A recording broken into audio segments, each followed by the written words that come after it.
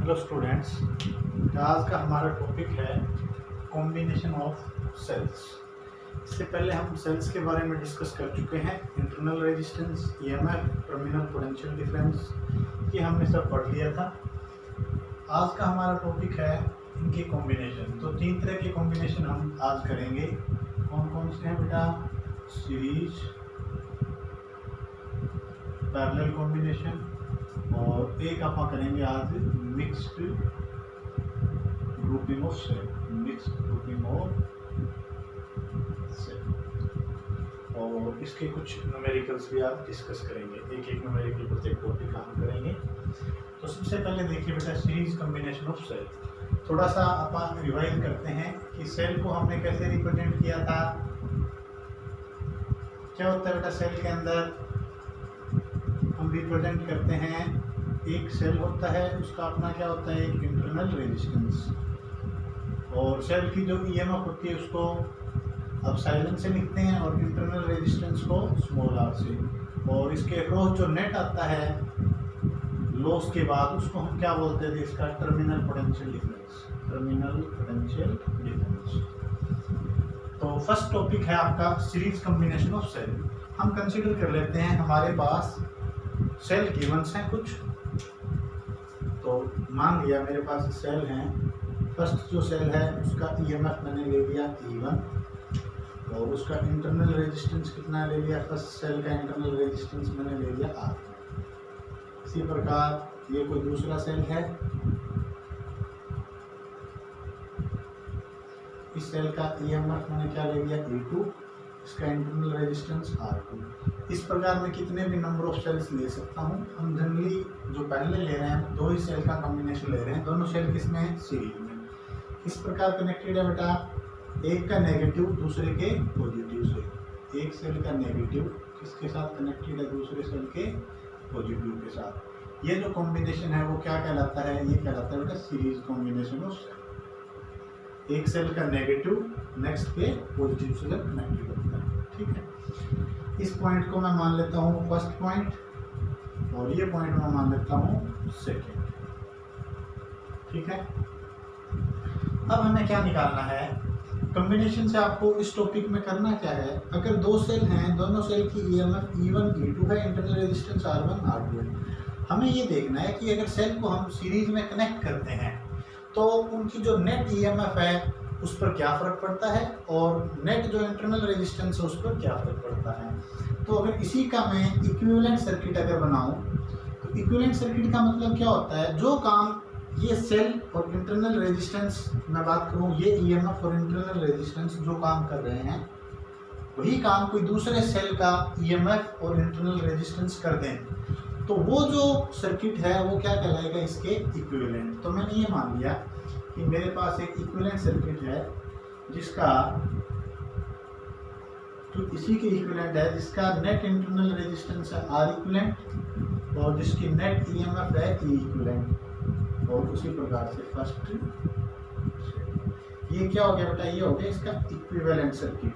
Equivalent circuit, जैसे आपने series parallel combination किए थे उसी प्रकार से हमारा ये टॉपिक है। यानी जो काम ये सीरीज कॉम्बिनेशन कर रहा है वही काम अगर ये कर देगा तो ये सर्किट क्या कहलाएगा? इसके इक्विवेलेंट कहलाएगा।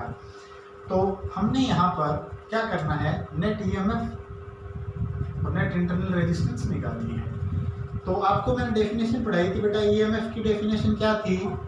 किसी भी यूनिट पॉजिटिव चार्ज को लो पोटेंशियल से हाई पोटेंशियल पर लाने के लिए जो सेल या बैटरी में जो वर्क किया वो क्या कहलाता था? ईएमएफ। तो यहाँ मैं ये मान रहा हूँ कि चार्ज को मैं लो पोटेंशियल से कहाँ लेके आऊँगा? हाई पर। तो मैंने ये मान लिया कि यहाँ जो मेरा करंट है वो करंट कहाँ फ्लो कर रहा है? ये लो पोटेंशियल है, लो से हाई की तरफ कैसे फ्लो कर रहा है?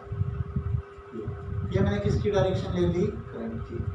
और मैं इस प्रकार चल रहा हूँ, मेरा रास्ता ये है। आपने केवीएल बोला था ना, केवीएल, ये मेरा पाथ है। ठीक है, तो सबसे पहला काम क्या है, आप मार्क कर दीजिए साइन। ये साइन बड़ा वर्टिकल लाइन पॉजिटिव, छोटी वर्टिकल लाइन नेगेटिव। अब करंट ऐसे आ रहा है, देखिए आप इस प्रकार से। तो करंट कहाँ से कहाँ फ्लो करता है? पॉजिटिव से नेगेटिव, पॉजिटिव से नेगेटिव। नेगेटिव, ये पॉजिटिव। अब यहाँ जा रहा है तो ये क्या है पॉजिटिव, ये क्या है नेगेटिव, ये क्या है नेगेटिव, ये क्या है पॉजिटिव, ये लाइंस को। ठीक है, अगर आपको ध्यान हो तो हमने ईएमएफ का और इसके ऊपर जो पोटेंशियल डिफरेंस किए थे हमने, उनके साइन पढ़े थे बेटा। इसके अक्रॉस पोटेंशियल डिफरेंस कितना हो जाएगा, इसके अक्रॉस पोटेंशियल डिफरेंस बोलिए कितना पोटेंशियल डिफरेंस है, करंट कितना है आई, रेजिस्टेंस कितना R1, इसके अक्रॉस पोटेंशियल डिफरेंस करंट कितना है आई, रेजिस्टेंस कितना है R। तो यहां से स्टार्ट हो जाइए। मान लिया इस पॉइंट का पोटेंशियल है V1,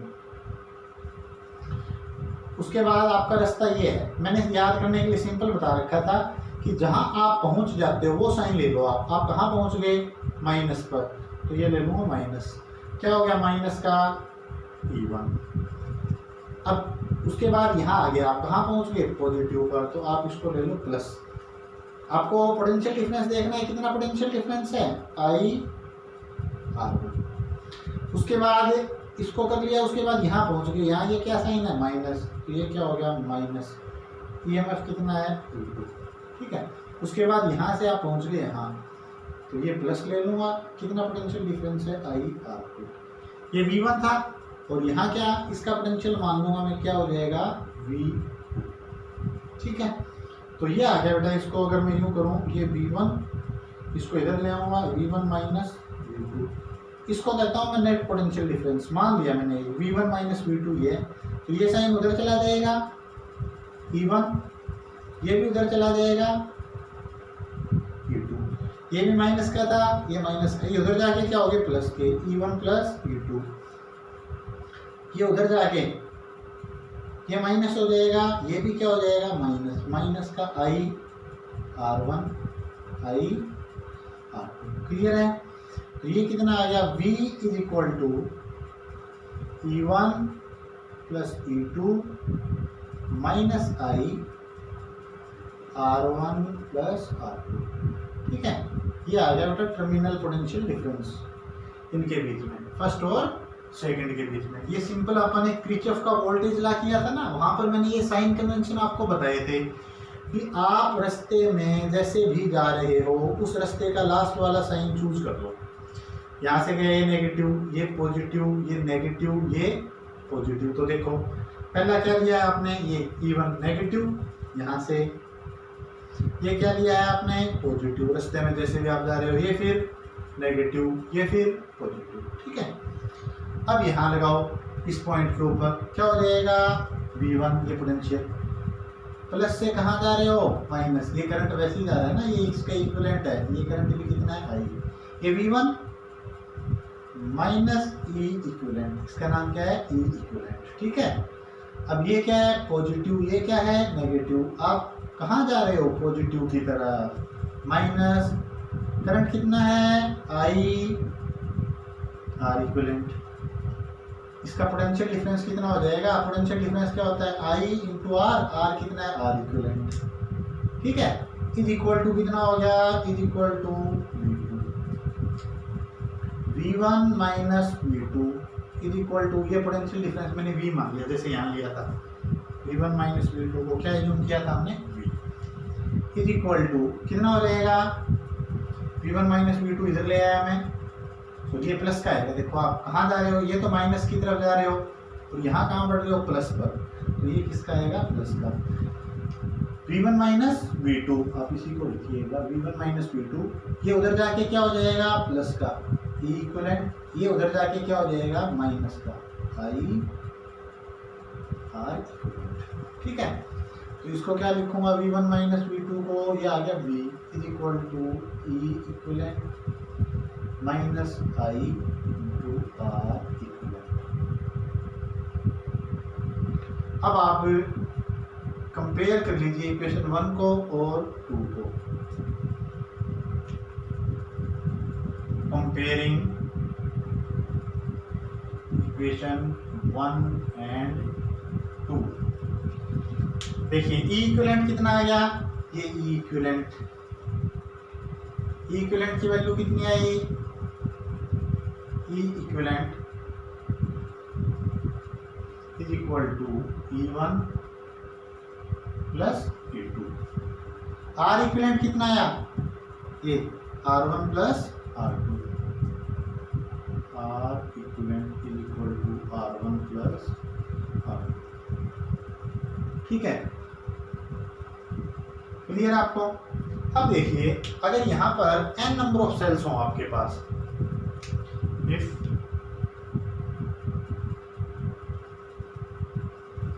there are n number of cells, each of EMF E, प्रत्येक की EMF कितनी होगी, तो नेट E इक्विवेलेंट कितना आएगा, जो नेट आएगा E इक्विवेलेंट बताइए कितना आएगा, प्रत्येक की E है E प्लस E टू कितने टाइम, n टाइम, तो ये कितना हो जाएगा n, कितना हो जाएगा n। इसी प्रकार उनका जो R इक्विवेलेंट है नेट रेजिस्टेंस, अब देखिए दो सेल थे तो दोनों का ऐड हो रहा था, अगर n नंबर ऑफ सेल होंगे R plus R2 n time, तो ये कितना हो जाएगा n R, कितना हो जाएगा बेटा ये n R। अब इसका क्वेश्चन देखिए बेटा, एक अगर आपको ऐसे कह रहा है कि ये सेल्स दे रखे हैं,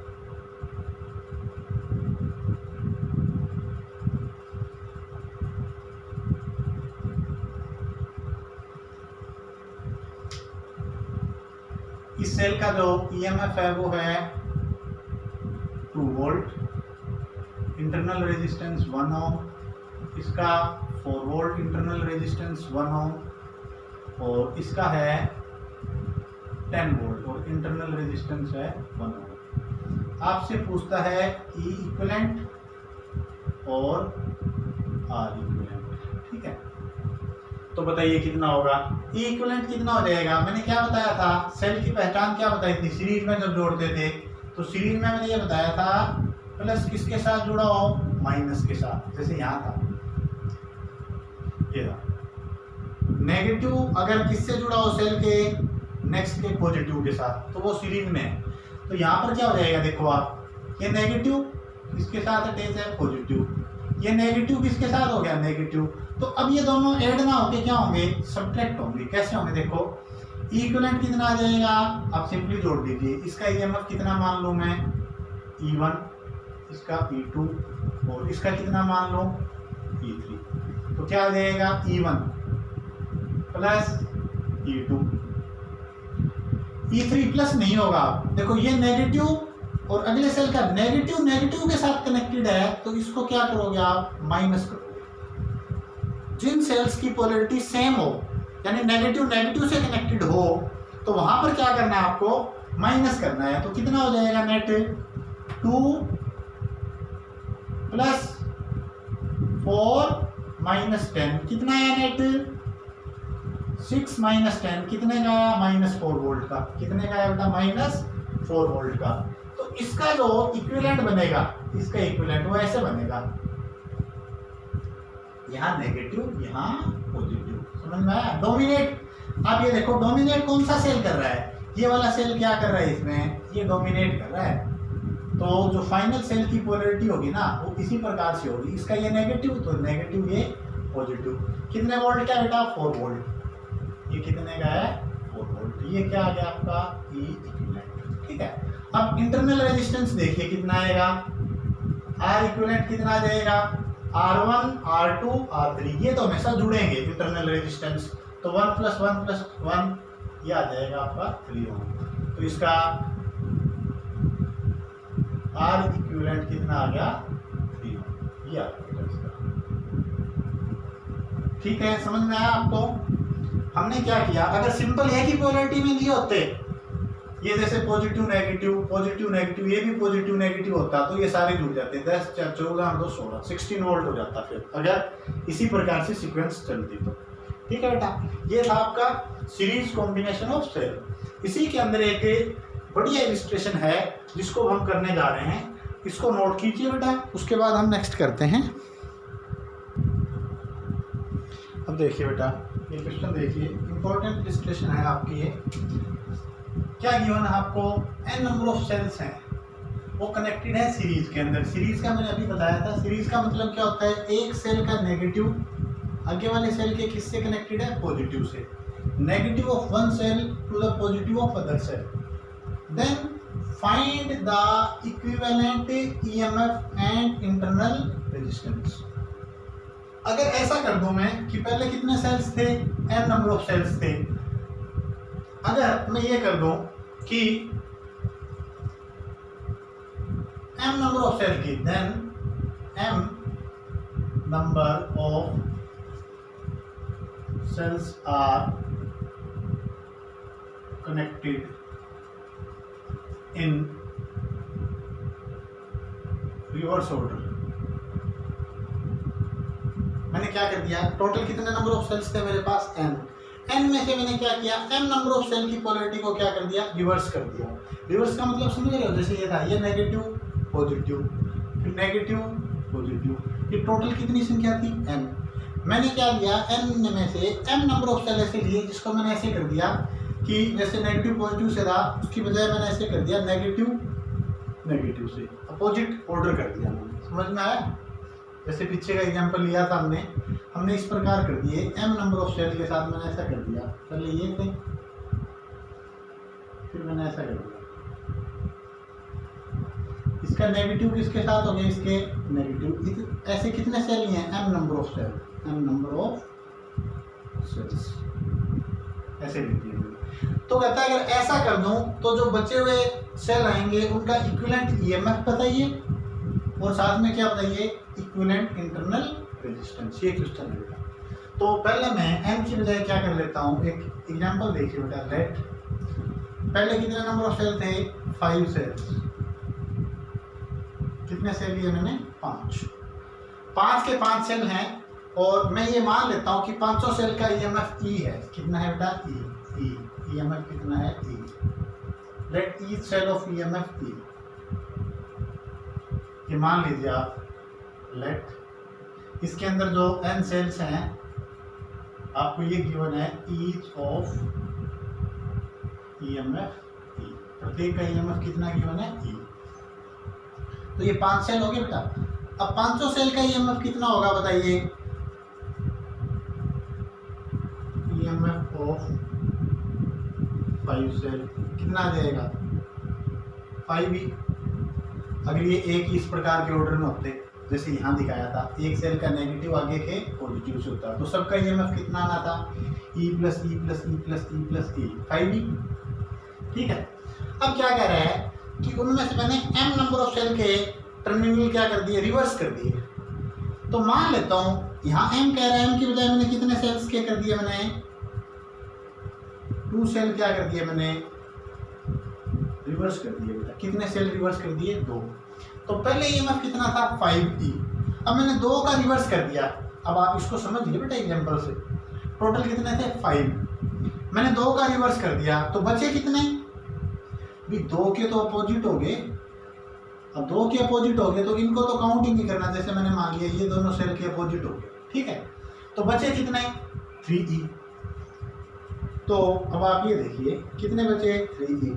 तो जो E इक्विवेलेंट आया, ईएमएफ का इक्विवेलेंट आया, वो कितना आया इसका, 3e। तो ये, और जो अपोजिट ऑर्डर में किए उनका साइन क्या आ जाएगा, जैसे 2 थे। अब इसका ईएमएफ, प्रत्येक का ईएमएफ कितना है, E। मैंने बताया था अगर अपोजिट ऑर्डर करते हैं तो ऐसे लिखेंगे ना, इसका भी ईएमएफ माइनस E, इसका भी ईएमएफ माइनस E। कितना हो जाएगा, माइनस का 2e। तो कितना आया, 3e माइनस का 2e। मैं समझा रहा हूँ आपको, ये तो 3e तो थे ही थे। अब 2 जो अपोजिट किए, यहाँ पर एग्जांपल लिया था ना हमने, देखिए अगर इस सेल का मैं यूँ कर दूँ, इसका ईएमएफ E1, इसका E2, इसका E3, तो क्या करते थे, E इक्विवेलेंट निकालते थे। तो आप E1 प्लस E2, इसका ऑर्डर अपोजिट है तो इसको क्या करते थे, माइनस करते थे ना। उसी प्रकार यहाँ इन दोनों का ऑर्डर अपोजिट है तो मैं क्या करूँगा, माइनस का 2e। अब आइए बेटा, मैंने टोटल नंबर ऑफ सेल कितने लिए थे, n। तो 5 की जगह क्या कर दूंगा मैं, n। कितने की पोलैरिटी रिवर्स करी थी, यहाँ तो मैं 2 ले रहा हूँ बट एक्चुअल में कितने की पोलैरिटी रिवर्स करी थी, m की। तो यहाँ जो 2 था उसकी जगह m कर दूंगा और जो 5 था उसकी जगह n। तो क्या रिलेशन बन गया, n minus m e minus M E. तो इक्विवेलेंट ईएमएफ कितना आ जाएगा सबका? इक्विवेलेंट ईएमएफ आ जाएगा बेटा एन माइनस का 2m ई। समझ में आया? मैंने आपको ये एग्जांपल देके समझा दिया कि 5 सेल थे, 5 में से 2 की पोलैरिटी मैंने क्या कर दी? रिवर्स। तो बचे कितने? 3। तो 3 का ईएमएफ तो जुड़ जाएगा, ये आ गया 3e। और जो 2 अपोजिट किए थे वो क्या हो जाएंगे? माइनस। अब 3 को क्या लिखा जा सकता है? ये तो 3 मैंने एग्जांपल लिया था। एक्चुअल में कितने नंबर ऑफ सेल थे? 5। एक्चुअल में वहां पर इस स्टेटमेंट में कितने हैं? n। तो मैं क्या करूंगा? जितने अपोजिट पोलैरिटी के हैं वो सब्ट्रैक्ट कर दूंगा, n माइनस m, ये n माइनस m। और जो अपोजिट पोलैरिटी के लिए वो सब्ट्रैक्ट भी करूंगा, यानी m e कितनी बार सब्ट्रैक्ट होगा? 2 बार, माइनस 2m। ये इक्विवेलेंट आ गया। दूसरा क्या पूछा गया आपसे? R equivalent. अब पोलैरिटी आपने पढ़ा है, पोलैरिटी को चाहे आप पॉजिटिव नेगेटिव कैसे भी कर दो, ये जो इंटरनल रेजिस्टेंस है वो सीरीज में हमेशा क्या होते जाएंगे? ऐड होते जाएंगे। R1 प्लस R2 प्लस, अगर सबका इंटरनल रेजिस्टेंस में R मान लूँ, सबका कितना मान लूँ? R, तो इंटरनल रेजिस्टेंस कितना आ जाएगा? सबका इंटरनल रेजिस्टेंस आ जाएगा 5R। ठीक है, इसको नोट कीजिए बेटा। अब नेक्स्ट करते हैं पैरेलल ग्रुपिंग ऑफ सेल। अब देखिए हमारे पास पैरेलल ग्रुपिंग ऑफ सेल्स। जो पहले हमने 2 सेल को सीरीज में कनेक्ट किया था, अब वही सेल्स को मैं पैरेलल में कनेक्ट कर रहा हूँ।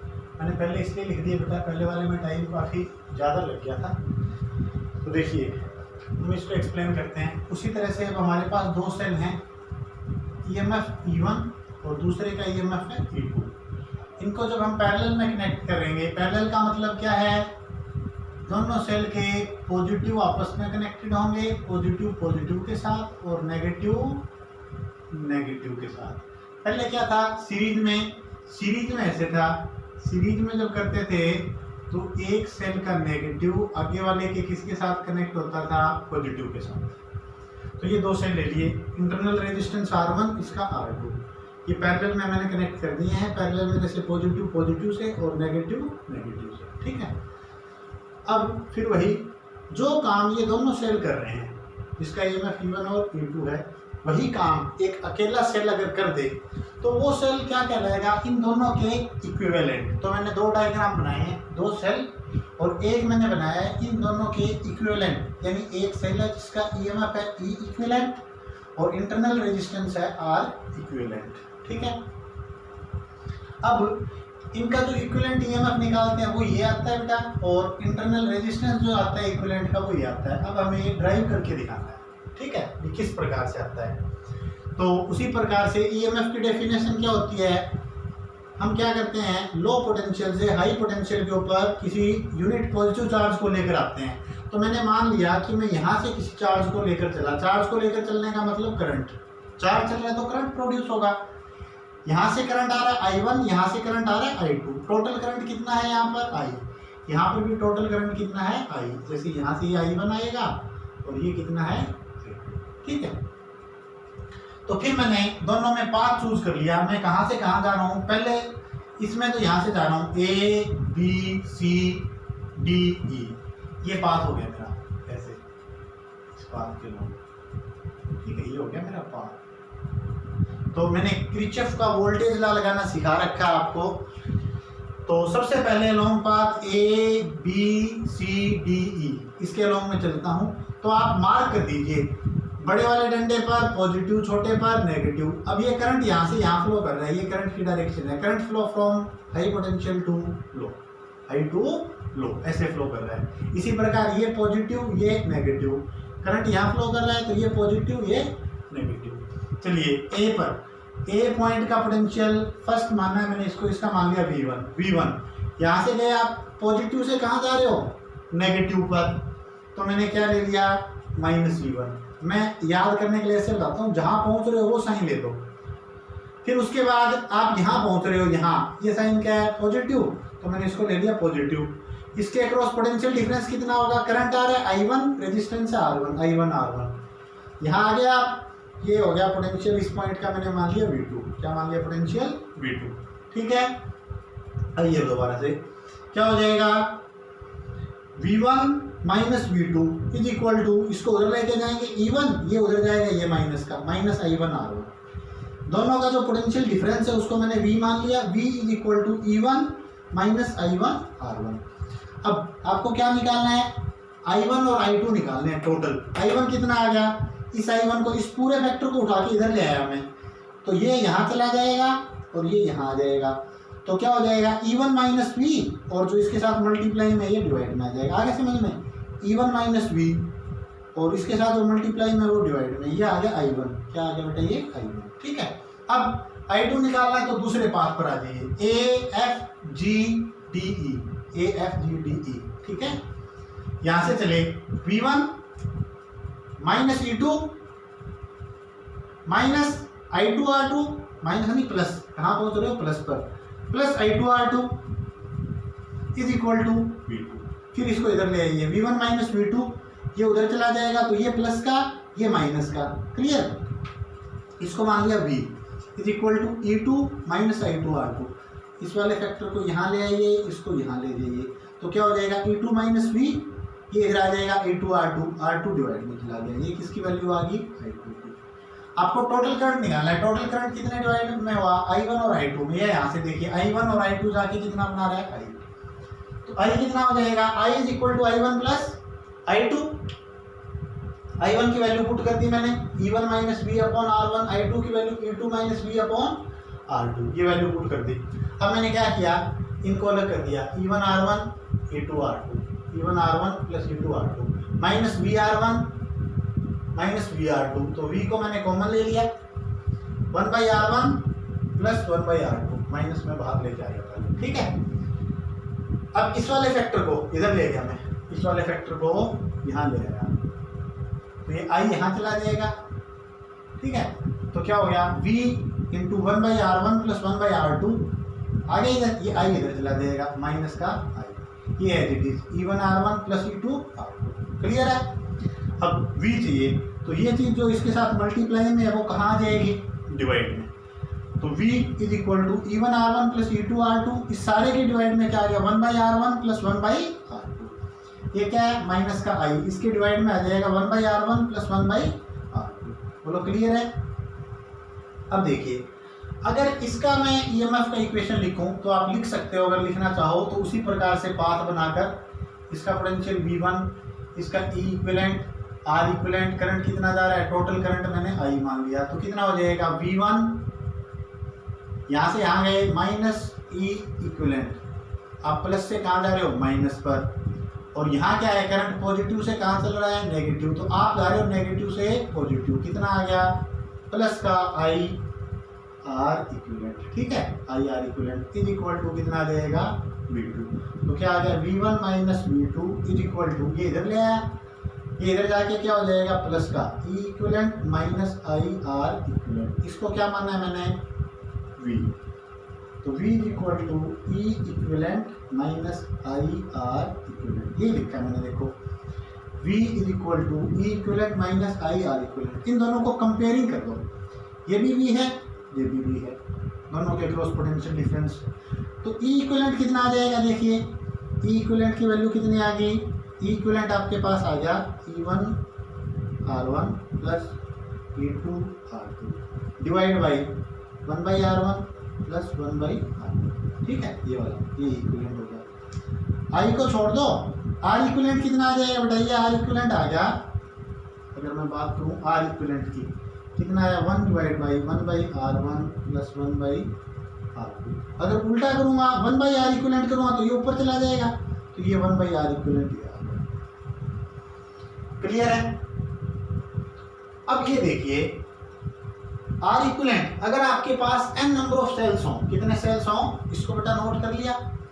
अब मैं ये लेता हूँ कि मेरे पास n नंबर ऑफ सेल्स हैं, कितने नंबर ऑफ सेल्स हैं, n, पहला सेल, दूसरा सेल, तीसरा सेल, इस प्रकार से n नंबर ऑफ सेल हैं, और आपसे R इक्विवेलेंट पूछ ले तो कितना हो जाएगा, 1 by R plus 1 by R up to कितने time, n time, n by R, तो R इक्विवेलेंट कितना आ गया, R बाई n।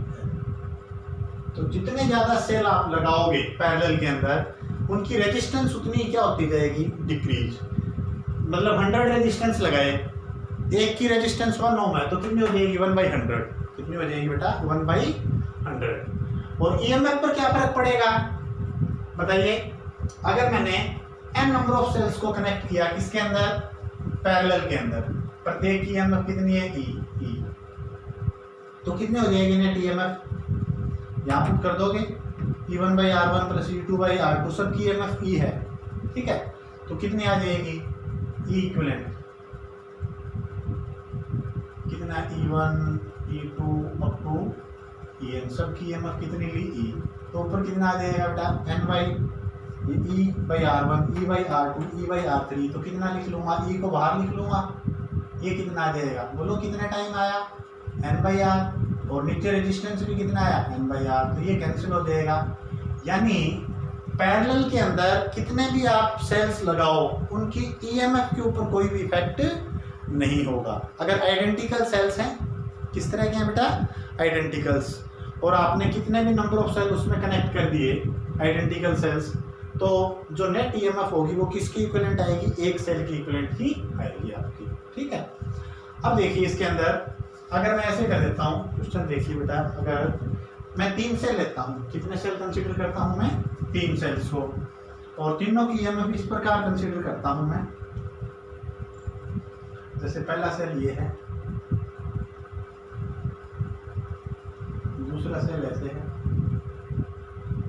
और तीसरा सेल मैं ले लेता हूँ ऐसे, ठीक है। तो इसमें क्या करोगे, इसकी ईएमएफ E1, आपसे E इक्विवेलेंट पूछ ले, क्या पूछ ले बेटा E इक्विवेलेंट, इन सब का equivalent R1 E2 R2 E3 R3, तो इनकी E इक्विवेलेंट कितनी आएगी, आप फार्मूले में पुट कर दोगे E1 R1 plus E2 R2। देखो ये पॉजिटिव पॉजिटिव से था, जो अपोजिट मैनर में कनेक्टेड है ना उसको माइनस कर दोगे, माइनस E3 R, नीचे वही 1/R1 1/R2 1/R3, समझ में आए। तो ये इक्विवेलेंट निकालने का तरीका हो गया, अगर एक सेल की पोलैरिटी को वो क्या करके दे देता है, आपको रिवर्स करके दे देता है, ठीक है, जैसे ये इस केस में दिखा रखा है। अब नेक्स्ट देखिए